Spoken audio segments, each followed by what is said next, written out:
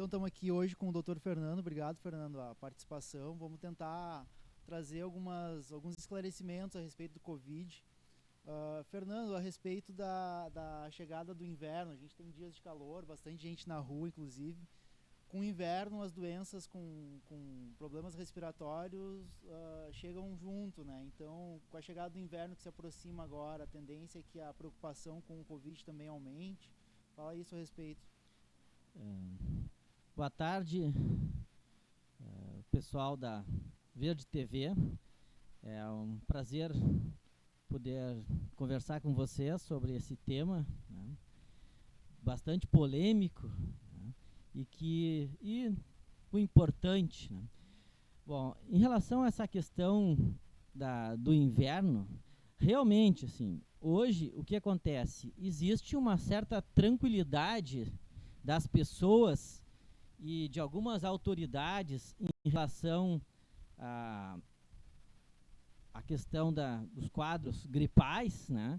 Exatamente porque no Brasil nós estamos ainda num período quente, né?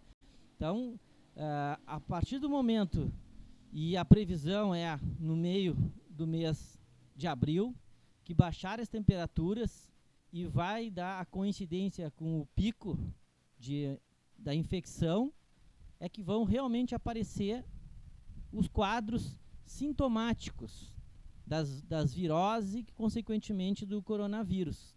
Então, por isso que as autoridades de saúde pública estão ainda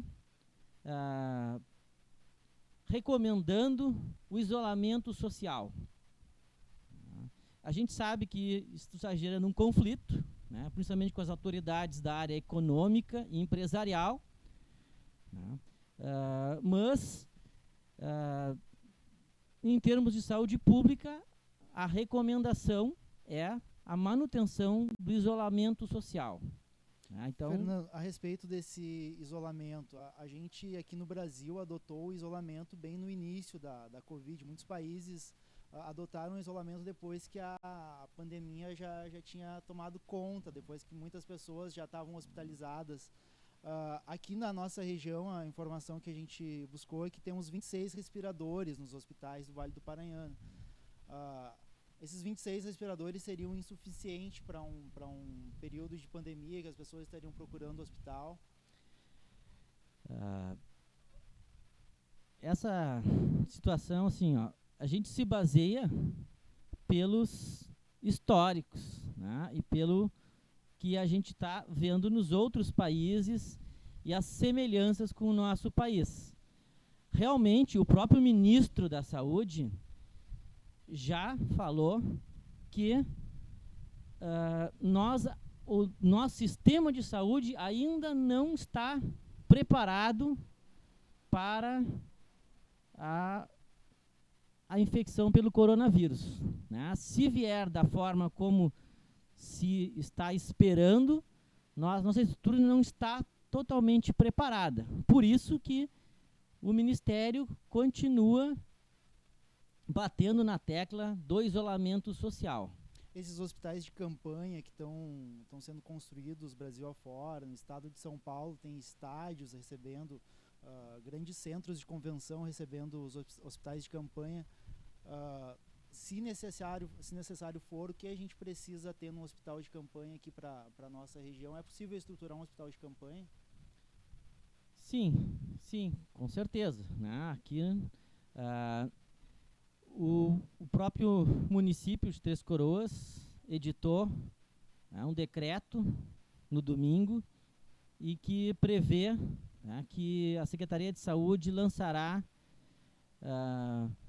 o seu plano de ação, né, de contingenciamento, e nós estamos aguardando que nesse plano venha a descrição desse mecanismo. Dr. Fernando também acompanha os trabalhos do Conselho Municipal de Saúde há 2 décadas, tem uma participação também na política da cidade, já foi vereador. Gostaria que comentasse a respeito desse repasse. Ontem, em sessão extraordinária na Câmara de Vereadores, os vereadores regulamentaram um repasse de R$266 mil da Câmara Municipal para o hospital e para a Secretaria Municipal de Saúde. Esses R$266 mil podem ser bem empregados no combate ao coronavírus? Com certeza, né? Como eu já falei, infelizmente, a nossa estrutura, como praticamente todo o Brasil, ainda não é suficiente em termos de material humano, profissionais da área, e inclusive de equipamentos de proteção suficientes para um período que se sabe que pode se durar 30 dias ou até 5 meses de infecção pelo coronavírus. Esses 5 meses, então, coincidem também com o período de inverno. Muita gente se perguntando, semana que vem a gente pode voltar a trabalhar, quando recomeçam as aulas, quando a vida volta ao seu normal. A tendência, então, é que durante o inverno todo as precauções devam continuar de uma forma mais restrita, de uma forma menos restrita, mas até o final do inverno o coronavírus vai ser parte da nossa realidade. Uma vacina para isso ainda não vai existir. Sim, o vírus vai circular durante todo o inverno. Claro que a previsão é que seja o período de pico no mês de abril, todo abril, tá? E nesse mês, vamos dizer assim, vai chegar naquela situação que o Ministério já informou. Provavelmente até o início de maio, junho, vai chegar nos 50% das pessoas que vão ter contato com o vírus. A maioria delas vai estar imunizada e, consequentemente, vai se estabilizar e diminuir as intercorrências, né? O problema é que vai acontecer, parece que infelizmente, tudo em um mês. E isso vai causar, né, um exaurimento da estrutura do serviço de saúde. Acho que a resposta dessa pergunta eu já sei. Na tua vida como profissional de saúde não deve ter visto algo parecido, mas como um estudante da área da saúde também sabe que situações parecidas aconteceram ao longo da história no mundo. O que diferencia o coronavírus de outros vírus que surgiram em outros momentos? Bom, situação parecida como essa, tá, aconteceu há exatamente 102 anos atrás. Tá? A gripe espanhola, 1918, tá? Foi a situação similar. E as recomendações foram as mesmas. E os países que fizeram isolamento social naquela época, preventivo, né, os primeiros países que fizeram isolamento social foram os que primeiro saíram da crise, foram os que tiveram menos casos e foram os que se recuperaram mais rápido da crise econômica. Então, isso parece que o pessoal não aprendeu ainda. E qual a melhor conduta para as pessoas tomarem no momento? A gente vê que tem bastante gente andando na rua já, não é o ideal. O problema, assim, ó, a questão hoje, se vamos dizer assim, se começou com isolamento social, se agora relaxou, né, para o afastamento social, na distanciamento social, porque, vamos dizer assim, não estourou ainda, né, os casos. Só que o que acontece? Isso vai fazer com que aumente a transmissão. Por quê? Mesmo com todos esses decretos que foram feitos, estaduais e municipais, com várias medidas de distanciamento, na prática, a gente não consegue fiscalizar. Né? Os governos estaduais, municipais, não tem como fiscalizar que as pessoas vão estar nas lojas, nos restaurantes, nas igrejas, a mais de 1,5 metro. Então, na prática, por mais boa vontade, né, que as pessoas possam ter, a gente sabe que isso não vai ter controle. Né? E isso vai aumentar a transmissão.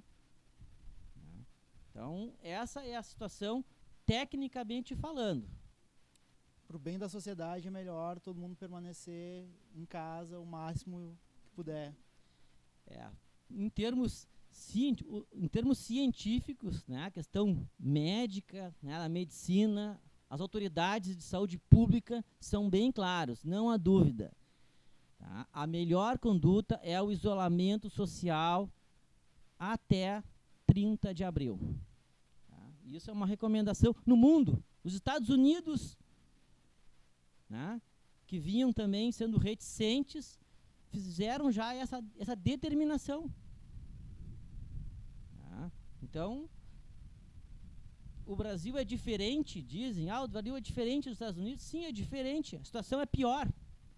Nós temos condições sanitárias piores, né? Nós temos aglomeramento de pessoas maiores, mais favelas. Nós só temos uma vantagem em relação aos Estados Unidos, hoje, que é o calor.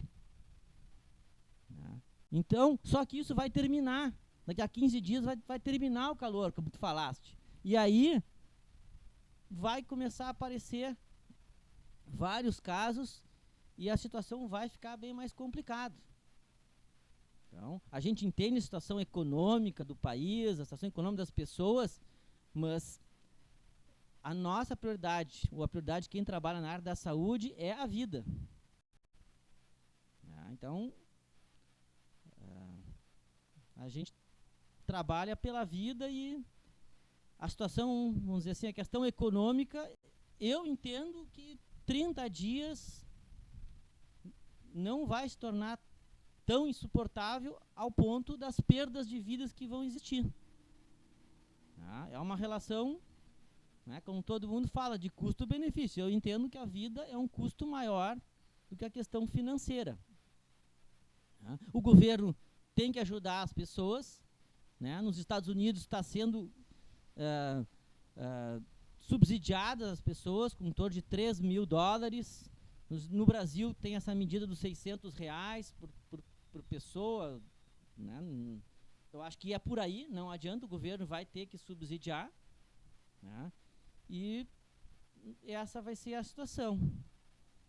A respeito das pessoas permanecerem em casa, além de ficar em casa, alguns cuidados são importantes para as pessoas continuarem com a imunidade boa, não apresentarem sintomas gripais e não congestionarem o sistema de saúde. Algumas dicas para as pessoas que estão em casa. Bom, indo agora a gente falou sobre a conjuntura e agora um aspecto bem prático. O que a gente vê, pessoas inclusive assim, praticamente tomando banho de álcool gel, né, passando álcool gel no cabelo, né, a gente entende, né, que as pessoas estão ansiosas, né, mas a gente tem que notar que para cada situação existe um produto adequado. O álcool gel é para usar no corpo, na parte biológica. Não adianta, tu não deve passar álcool gel nos móveis, porque álcool gel é um produto mais difícil. Né? Nos móveis, né, tu vai usar o álcool comum, ou mesmo água sanitária diluída, né, sabão comum. O vírus, ele no corpo humano, ele realmente pode levar muitas pessoas e vai levar, infelizmente, à morte. Mas, no ambiente, ele é muito frágil. Né? No ar ambiente, como a gente está agora aqui, ele sobrevive, no máximo, uns 15 minutos. Né? Na roupa, ele sobrevive umas 6 horas. Um pouco mais, em torno de 8 horas, se ele tiver, por exemplo, na madeira, numa superfície lisa, e sobrevive 8 horas.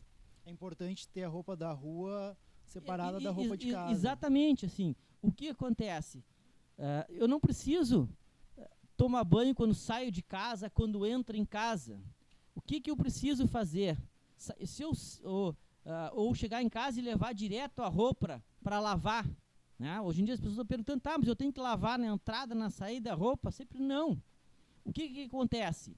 Eventualmente, né, se a gente entrar em contato, e provavelmente nós vamos entrar em contato com o vírus, não só respiratório, mas pela mão, nós vamos entrar em contato com o vírus. Só que se a gente entrar em contato com o vírus pela mão e usar o álcool gel, a gente vai matar o vírus. Né? O vírus não penetra na pele. Então a questão é fazer a higiene com álcool gel, e quando eu for entrar em casa, eu devo colocar os sapatos ali numa caixinha e ter um cabide. Eu posso pendurar a roupa.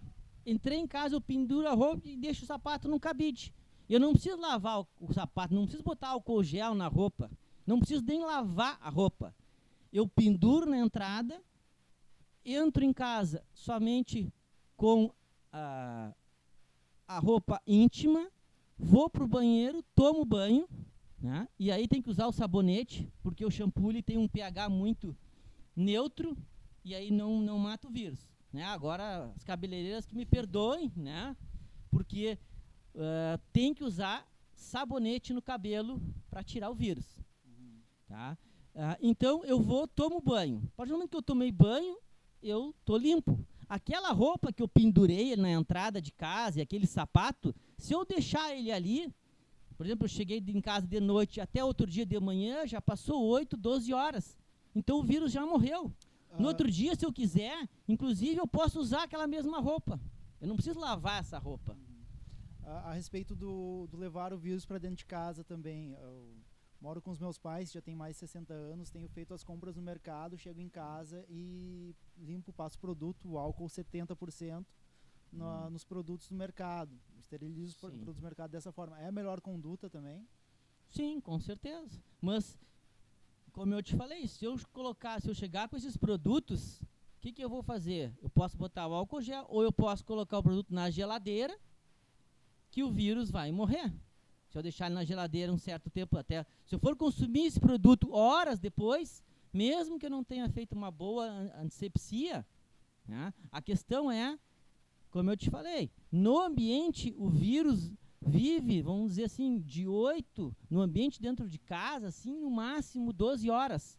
Então, tudo que eu comprar e levar para dentro de casa, e eu esperar 12 horas para manipular, mesmo que eu não higienize, o vírus já vai ter morrido. Essa é uma informação importante, porque às vezes eu posso até higienizar e não higienizar algumas partes. Então, se eu esperar esse tempo, ela é tão ou mais importante do que eu ficar higienizando. Então, isso é muito importante. Né? Ainda a respeito dos cuidados que a gente deve ter em casa durante esse período de isolamento. A gente tem muita gente no nosso país já há bastante tempo com ansiedade, a gente vive um momento de confinamento, ninguém sabe o que vai acontecer amanhã, semana que vem, o que as pessoas podem fazer para permanecer tranquilo. A gente lê bastante coisa na internet nesses dias, importante ficar um pouco no sol, vitamina D, importante fazer uma leitura, importante não ficar olhando televisão o dia todo, importante se ocupar, fazer exercícios. Essa é a conduta. Isso. O importante é se manter saudável. Né? E o que é se manter saudável? Se manter saudável vou falar o que, né, todo mundo fala, se manter uma boa imunidade. E o que é manter uma boa imunidade?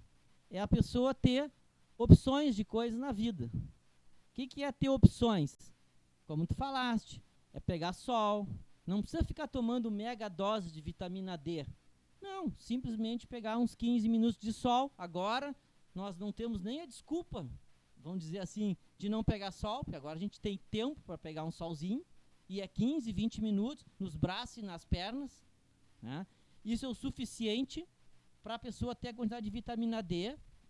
Né? Agora nós temos tempo para nos alimentar adequadamente, porque antes a gente tinha que sair correndo, né? E não podia se alimentar direito. Hoje nós temos esse tempo para comer devagar, mastigar os alimentos, escolher os alimentos adequados e fazer uma atividade. Claro que o ideal seria uma atividade ao ar livre, na rua, mas em casa também a gente pode fazer várias atividades físicas também em casa. É uma questão de até procurar, às vezes nós podemos transformar nossa casa numa academia. Tempos de internet, a gente encontra bastante coisa. Pode procurar no Google lá, academia em casa, e nós com certeza vamos ver que a gente pode ter uma série de atividades em casa. A gente está com um alto índice também de lives, né? O coronavírus está proporcionando que muitos instrutores de academia façam lives, passando orientações para os seus alunos.